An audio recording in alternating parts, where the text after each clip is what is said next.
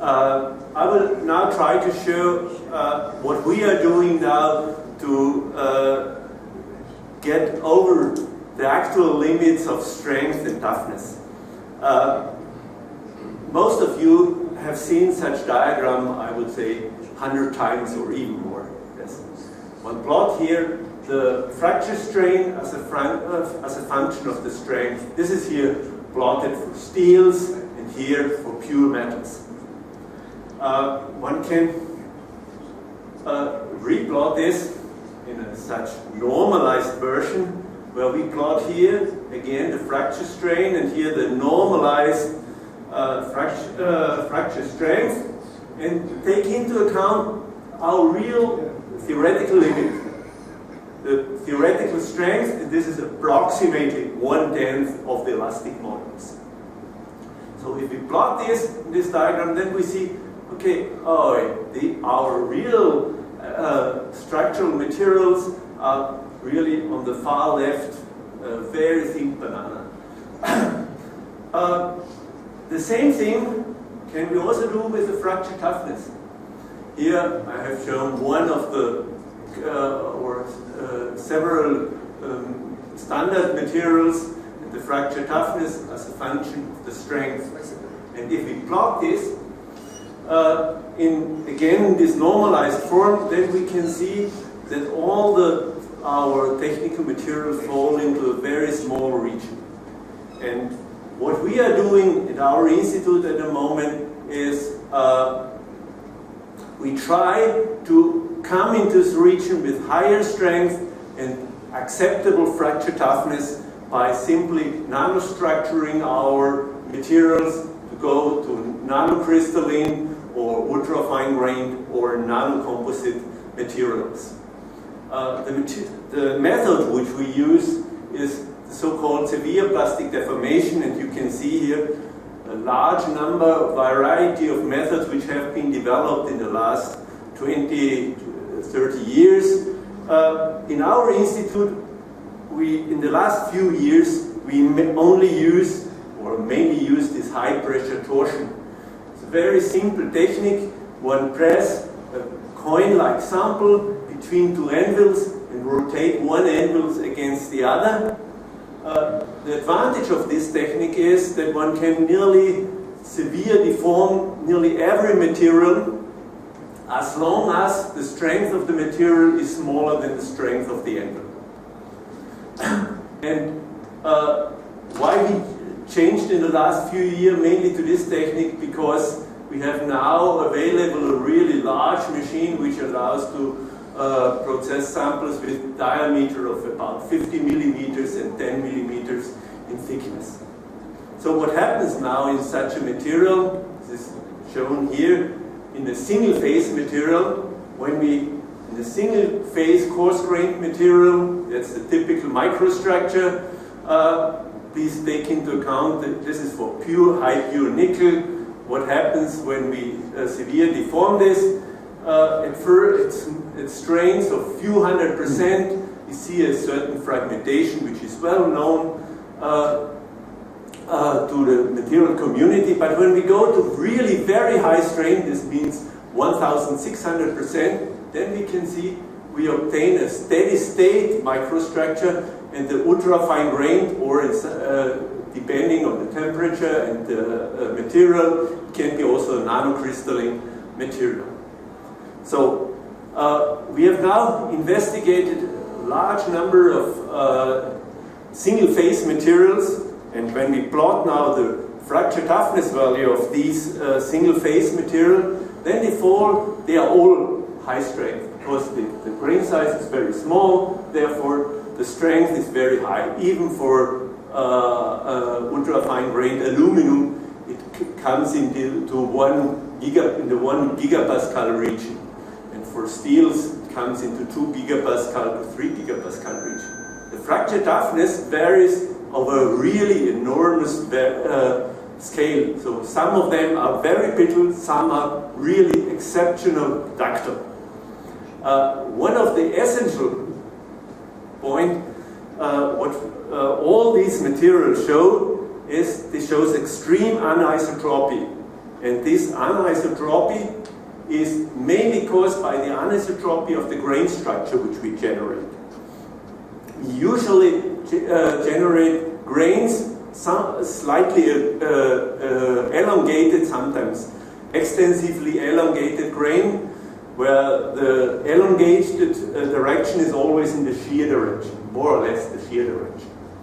And then the fracture toughness is lowest for the crack propagation direction parallel to the shear direction, and it is usually larger perpendicular to the shear direction, where one distinguishes between the two cases where one goes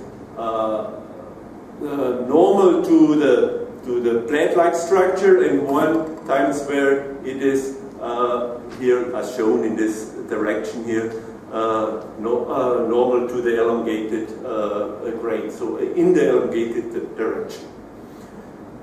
This is for pure tantalum, which is one of the, I would say, more brittle type of this nanocrystalline material. In principle, when one can distinguish between the more brittle one and the ductile one, you will see the difference in the next few figures. Here, this is the brittle type. The most brittle type is the ultrafine grain molybdenum and ultrafine grain chromium, and they show only this brittle behavior when the crack grows into this elongated elongation direction. So in the direction of the elongated grain, we always see a grain boundary fracture. So we have more or less a growing of the grain along the grain boundary. On the contrary, we have also ductile behavior, even for the same or crack growing direction, and we have these ductile behavior for PCC, FCC, and HCP metals. And the characteristic of these more ductile is they show a quite ductile dimple fracture, and sometimes the fracture toughness is even in this relative low fracture toughness direction quite high.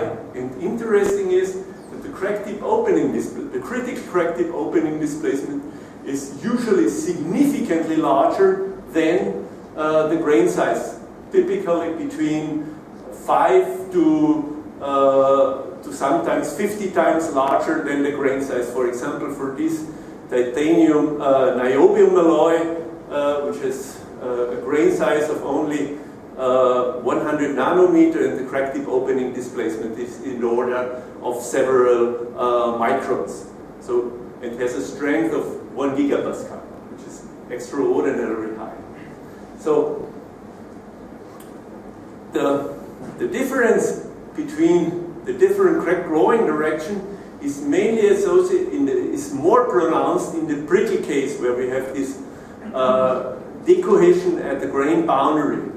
And in this case, when we have this decohesion of the grain boundary, we have a typical low fracture toughness for this crack growing direction, where the crack tip opening displacement is usually somewhat smaller than the small thickness of the grains. In this, when the crack grows perpendicular to the elongated grain in such a shape from this pancake structure, then we often see this deviation from deflection of the crack. And when it grows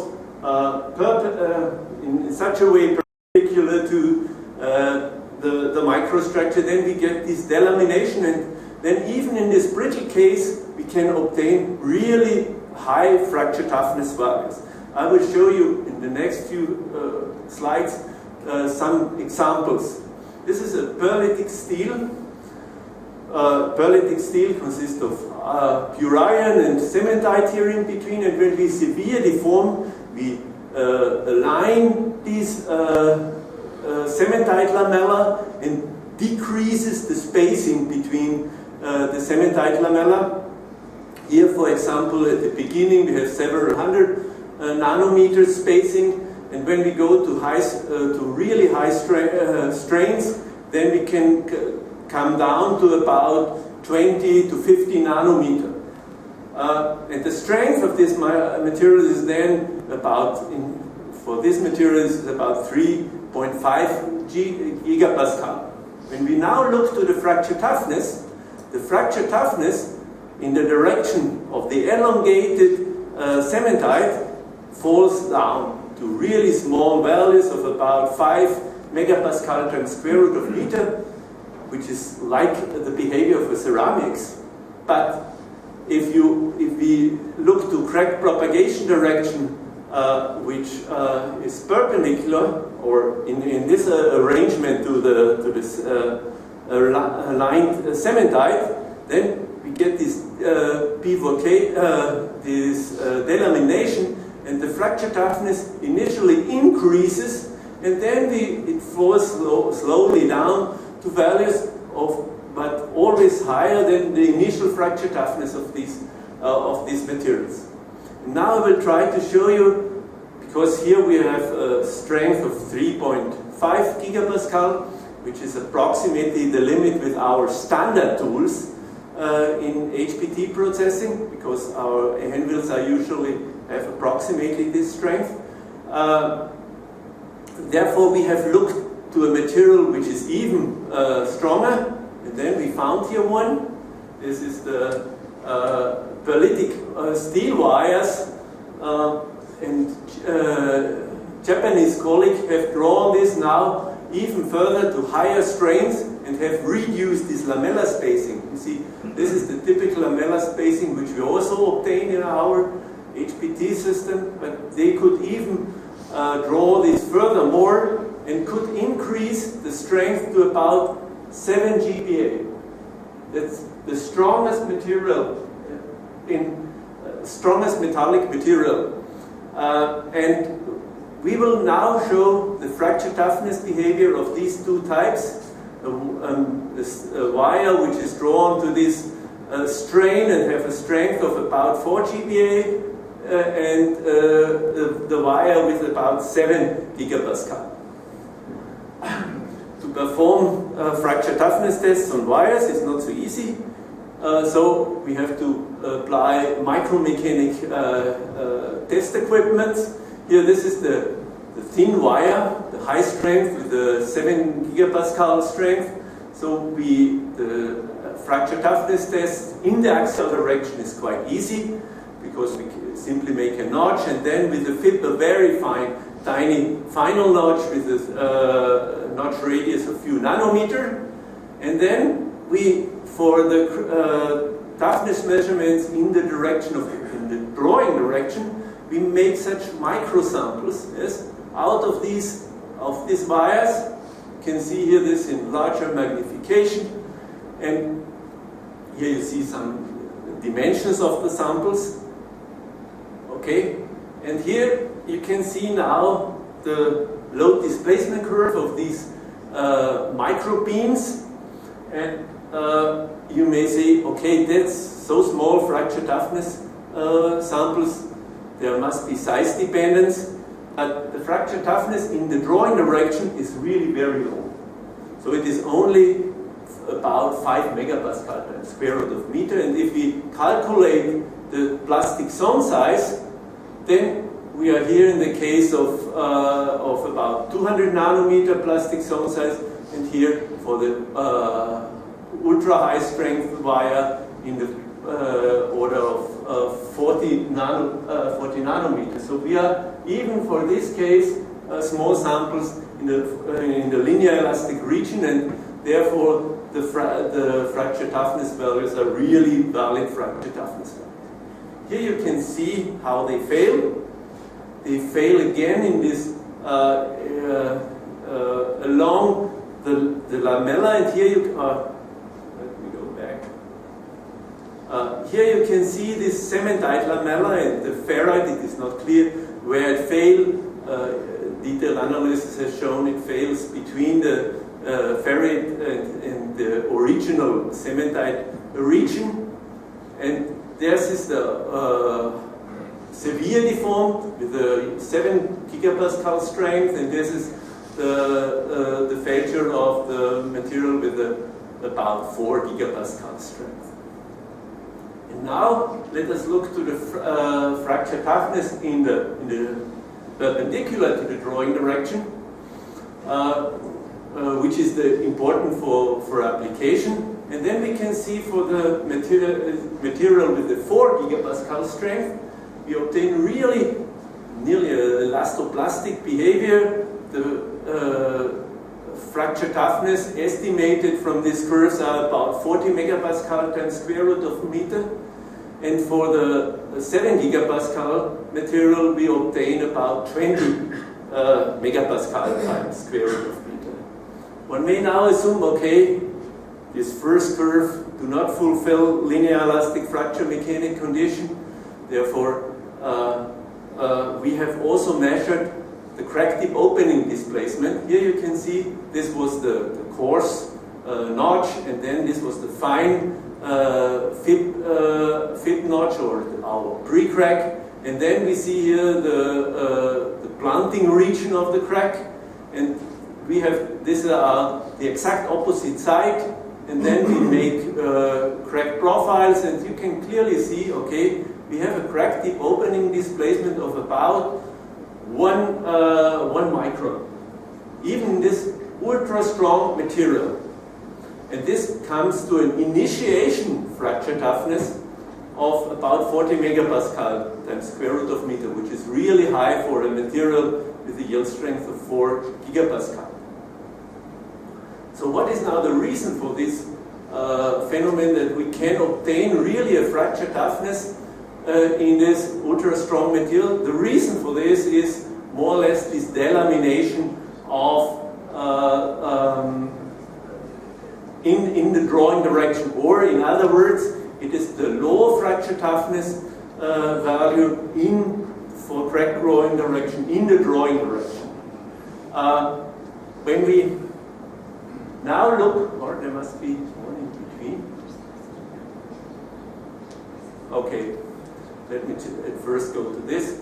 This is surprising. When we look to a material with 7 gigapascal strength, which is about 1/3 of the theoretical strength, that we really can obtain a ductility.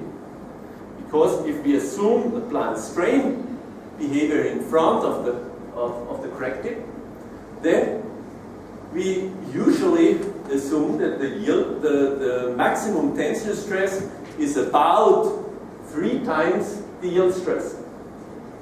So in 3 times the yield stress in a material which has 1/3 of the theoretical strength is the theoretical strength. And the only way to obtain a ductility in such a material is to reduce or to avoid the plant strain condition. And this is avoided by the low fracture toughness value in the drawing direction, which causes then the delamination and causes then or allows then a plastic deformation of the material. So when we look now to what we can obtain with severe plastic deformation, these are the blue curves are the standard relation for fracture toughness as a function of the strength. And what we have seen in our experiment, the ultra-fine grained and nanocrystalline materials, we can extend to a certain value this limit of strength and ductility. And in the perlitic steel, this nanolamellar structure, we can even increase the strength to values of about 1/3 of the theoretical strength and have at least in one direction a fracture toughness value, acceptable fracture toughness value for application. Thank you for your attention.